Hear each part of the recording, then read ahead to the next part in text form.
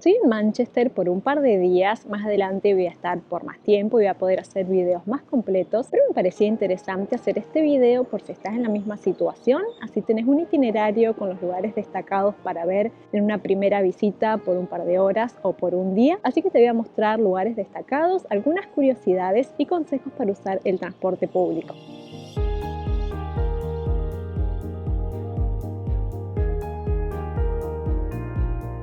Si ya viste otros videos del canal, sabrás que siempre me gusta empezar a descubrir una ciudad nueva a través de un free tour, pero para hoy no pude conseguir. Actualmente hay viernes, sábado y domingo, así que si venís en estos días vas a poder hacerlo. De todos modos te dejo el link en la descripción para que lo verifiques por si esto cambia. Yo lo voy a hacer en mi próxima visita. Mientras tanto me armé un itinerario con algunos puntos para visitar y estoy contenta de haber empezado con la Biblioteca Central de Manchester porque hay una exposición donde pude conocer un poco sobre la historia de la ciudad y es bastante interactiva. Además, el edificio en sí mismo vale la pena. Si entras por la puerta principal vas a entrar directo al Shakespeare Hall, donde una de las ventanas incluye un retrato del escritor y escenas de sus obras, de ahí el nombre. La biblioteca se inauguró en 1934, aunque de 2010 a 2014 hicieron una gran reforma donde no solo restauraron el edificio, sino que incorporaron tecnología de punta y combinaron elementos históricos con un diseño vanguardista y al día de hoy se considera uno de los espacios culturales más modernos de la ciudad. Hay un café, un centro de información para visitantes donde nos dieron un mapa, una exposición de fotografías, un espacio donde se pueden escuchar diferentes acentos y dialectos de Manchester, muy interesante, podés ir eligiendo en el mapa las regiones y en las exposiciones y pantallas interactivas se puede leer sobre la historia de Manchester y hay una pantalla táctil que me gustó especialmente porque podés ver cómo se fue desarrollando la ciudad a lo largo de los siglos, los hitos más importantes desde la época romana hasta la actualidad y cómo se fue modificando el mapa con el correr de los años. Se pueden recorrer bastantes salas, aparte no hace falta anunciarse, podés entrar y recorrer todo lo que quieras. Justo antes habíamos estado en Berlín y ahí tuvimos que anunciarnos, solo podíamos estar 30 minutos, no se podía hacer videos en todas partes y acá fue todo lo contrario. La parte más bonita es la sala de lectura principal que está en el primer piso y tiene los muebles originales de 1934. Y saliendo por la puerta lateral de la biblioteca salimos a un pequeño hall con estas flores en el piso, y aquellas que tienen un círculo rojo conmemoran a quienes murieron en la masacre de Peterloo en 1819, cuando unas 60.000 personas se reunieron para exigir la reforma de la representación parlamentaria, pero las autoridades locales atacaron a los manifestantes. Y enfrente de la biblioteca está el Hotel Midland, conocido por su arquitectura y su historia. Lo inauguró en 1903 la Midland Railway Company y se construyó para alojar a los viajeros que venían en tren desde Londres, y a lo largo de los años se alojaron acá desde estrellas de rock hasta miembros de la realeza. Y como datos curiosos con un toque de chisme, en el restaurante del hotel tuvieron su primera cita Victoria y David Beckham. Se le negó la entrada a los Beatles porque no estaban vestidos de manera apropiada y el hito que más destaca es que acá Charles Royce conoció a Henry Royce y más tarde, en 1904, se fundó la compañía Rolls-Royce y en la entrada hay una placa que conmemora este encuentro. Y también en la terraza de este hotel el cantante Liam Gallagher filmó un video. Te dejo el link en la descripción por si lo quieres ver, porque ahí se puede ver la terraza del hotel y algunas tomas aéreas donde se ve también la biblioteca y los alrededores. Ahora nos vamos a Chinatown y en el camino nos cruzamos con la Galería de Arte de Manchester, que si tenés tiempo se puede visitar de manera gratuita. El barrio chino de Manchester es el segundo más grande de Reino Unido y hay mucha oferta de restaurantes con buena reputación, y la celebración de Año Nuevo Chino es uno de los eventos más destacados en el calendario de Manchester, así que si venís para esta fecha vas a tener este plus. Camino a la catedral pasamos por la Exchange Square, una plaza pública y una zona comercial importante que fue reconstruida después del atentado del IRA en 1996. Hoy en día se hacen eventos al aire libre, mercados navideños y otros eventos culturales. Y prácticamente pegada está la plaza Shambles, que está rodeada de 4 reconocidos pubs, entre los cuales destaca The Old Wellington, que es de los pocos edificios Tudor que se conservan en el centro de Manchester. Y llegamos a la Catedral de Manchester. Esta catedral gótica data de 1421, aunque fue lugar de culto desde mucho antes. A principios de la Edad Media se sabe que había una pequeña iglesia, pero no se tiene mucha información. Hacia finales del siglo XIII había una iglesia en este lugar y fue esta estructura la que se empezó a reformar y agrandar, una reforma que duró como más de 100 años hasta llegar a la catedral que vemos hoy. Cuando entré me provocó ese efecto wow, me impactó la decoración, los detalles y el tamaño. La nave de esta iglesia es la más ancha de cualquier catedral de Inglaterra. Antes había había diferentes capillas dentro de la iglesia, pero después se derribaron los muros que las dividían y por eso quedó el espacio tan amplio. Algunos lugares para destacar son el órgano, que se instaló en 2017. Su construcción llevó 21 meses y tiene más de 4.800 tubos colocados a lo largo de toda la catedral. El área del coro es donde hoy en día se celebran los servicios diarios y destacan los vitrales y los detalles en madera. Algunos de estos tallados datan del siglo XVI. En cuanto a la torre, algunas partes de su estructura son anteriores a 1421 y se estima que el arco de la torre tiene 800 años de antigüedad. Dentro de la torre hay 10 campanas que se tocan regularmente. Acércate al espejo que hay en la base que te permite ver más detalles de la estructura de la torre. Otro lugar para destacar es la Ventana del Fuego, que se instaló en 1966 y hoy en día conmemora dos bombas que dañaron la catedral. La primera fue durante la Segunda Guerra Mundial, el 22 de diciembre de 1940, que rompió la ventana antigua, y la otra fue la bomba que explotó el 15 de junio de 1996 al sur de la catedral por el IRA, que fue el atentado que te comenté antes. Junto a la catedral nos encontramos con esta abeja, y vas a ver abejas por todos lados porque son un símbolo de Manchester desde la Revolución Industrial y representan el trabajo duro y el espíritu comunitario de los mancunianos.